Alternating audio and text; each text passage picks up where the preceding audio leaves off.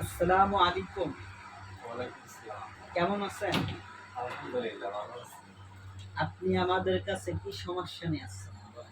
সমস্যা আমি নাকের পলিপাসের জন্য আসছিলাম। জি, যেটা নিয়ে আমি অনেকদিন অসুস্থ বোধ করছিলাম। ইভেন লিডার আমার নাকে একটা কোল্ড অ্যালার্জির সমস্যা ছিল। জি, আমার নাক দিয়ে রক্ত বের হইত।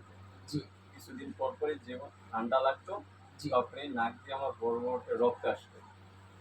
এই যে প্রচুর ব্যথা করতো, নাক দিয়ে রক্ত আসতো। তারপরে কিছুদিন পর আমি দেখি যে আমার নাকের ভিতরে ফুইলা গেছে। জি, তখন আমি বুঝতে পারলাম যে এটা হয়তো পলিপাস হবে।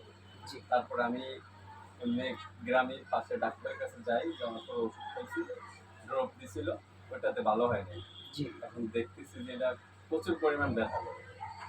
তো এখন আমি হসপিটালে যাওয়ার জন্য মানে এটা অপারেশনের জন্য আমি হসপিটালে যাওয়ার জন্য প্ল্যানিং করছিলাম। জি। তারপরে এখন আশেপাশে আমি আপনাদের এটা আমার আগে একবার চোখে পড়ছিল যে জায়গাটা এরকম আছে। আমার ব্যানার-ট্যানার দেখছিলাম ভিতরে এগুলো। তারপরে আমি আমার ফ্রেন্ড সব খুঁজতেছি।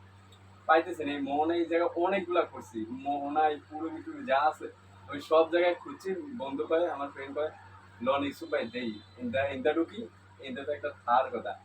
পরে এই ব্যানার চোখে পড়ছে। ব্যানার চোখে পড়ার পরেই আমি ভিতরে ঢুকলাম। ঢোকার পরে আপনাদের এই জায়গায় আসি। আসার পরে জিজ্ঞাসা করলাম। দেখতেছি যে খুবই ভালো বলছেন। তারপরে ৳৪,০০০ চাইছেন। টাকা তো বিষয় না। পরে চিকিৎসা নিলাম। নেওয়ার পরে দেখি যে ইনশাআল্লাহ আমার এটা একদম ক্লিয়ার হয়ে গেছে। আপনাদের আচ্ছা, কথা আপনার কাজে একদম যে নাক 100%। থেকে আপনার ব্লিডিং হতো, শরীরে কোল্ড অ্যালার্জি ছিল, সাইনাসের প্রবলেম ছিল। এখান থেকে চিকিৎসা নিয়ে এখন কি আপনি সুস্থ? ইনশাআল্লাহ। আলহামদুলিল্লাহ। শুকরিয়া, আলহামদুলিল্লাহ।